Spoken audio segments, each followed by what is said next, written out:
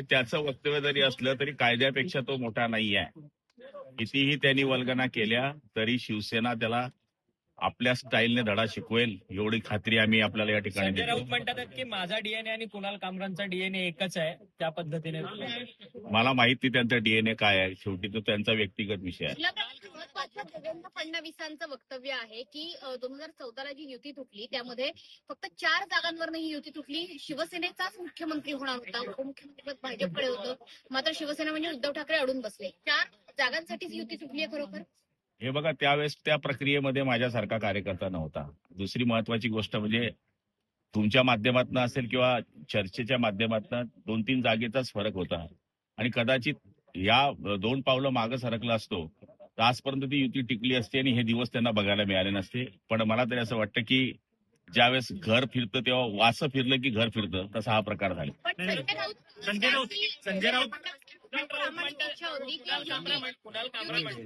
संजय राऊत देवेंद्र फडणवीसांची सुद्धा प्रामाणिक इच्छा होती असं संजय राऊत म्हणतात. कुठेतरी पुन्हा एकदा राजकीय कूस बदलण्याच्या दिशेचे हे संकेत आहेत का?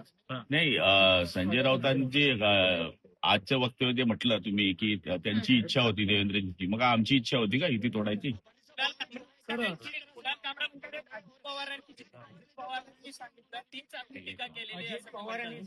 अजित पवारांनी ज्यावेळेस शिवसेना तुटलेली होती आणि भाजपासोबत गेलेली होती, तुमचं बंड झालेलं, त्याच्यानंतर जे अजित पवारांनी टीका तुमच्यावरती केली तीच मी टीका केली असं कुणाल कामरांचं म्हणणं. बघा, कुणाल कामरांचं म्हणणं जरी काही असलं तरी एक राहिलेल्या माजी मुख्यमंत्र्याला सध्याच्या उपमुख्यमंत्र्यावर अशा पद्धतीचं टीका करणं मला तरी वाटतं हे शोभनीय नाहीये. हास्य विनोद हे करायचे असतात आणि निश्चितपणाने ते प्रत्येकाला आवडतात. मुरामत मानं होलीमध्ये पाहिजे त्या प्रकारचे हास्य विनोद महाराष्ट्रामध्ये होतात, त्याचा कोणाला राग येत नाही. या अशा पद्धतीने दाढी, चष्मा, रिक्षा, ते का कोणी दाढी वाढवणं काय चुकीचं आहे का? मला तरी असं वाटतं की हे वक्तव्य त्यांनी व्यक्तिगत माणसाची हानी करण्याचं वक्तव्य केलेलं आहे आणि शिवसेना काय ऐरी गैरी नाही आहे, त्याला दाखवून देईल काय असतं. पोलिसांनी न्यायालय निष्पक्ष असेल तर मी चौकशीला समर्थन करतो. अजित पवारांना तुम्ही माफ केलं कारण की अजित पवारांनी देखील अजित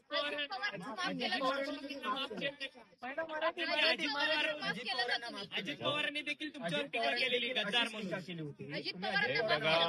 अजित पवारांवर पण गद्दार म्हणून टीका झाली.